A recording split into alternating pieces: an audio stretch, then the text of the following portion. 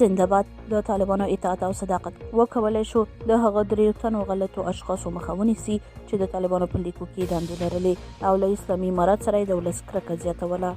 که څه هم طالبان تاکید کوي چې ځوانان د شریعت په اصولو برابر ژوند اختیار کړي او د نورو فرهنګونو پیروي دې پرېږدي، خو بل خوا نه غواړي په زوره د چا په شخصي حریم تیری وکړي او د چا په لباس او څېره باندې کار ولري.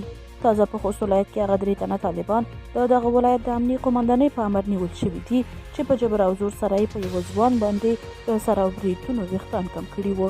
د کابل امنیې قومندانۍ ویان خالد زدران د یادې موضوع په هکله په یوه ټویټ کې لیکلي دي.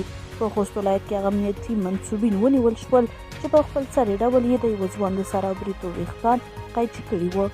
زدران زیاتوي چې یاد منصوبین د خوست د امنیې قومندان حافظ عبدالرشید امیدي په امر نیول شوي دي. حافظ عبدالرشید چې په خپله دنده په قاطعیت او له ولس سره په زړه سواندې مشهور دی، له متضرر ځوان سره په لیدنه کې ویلي دي چې هیڅ چاته به اجازه ورنه کړي چې ناقانونه کړنې ترسره کړي او د محاکمې له پرېکړې پرته د چا حیثیت او وقار ته تاوان ورسوي.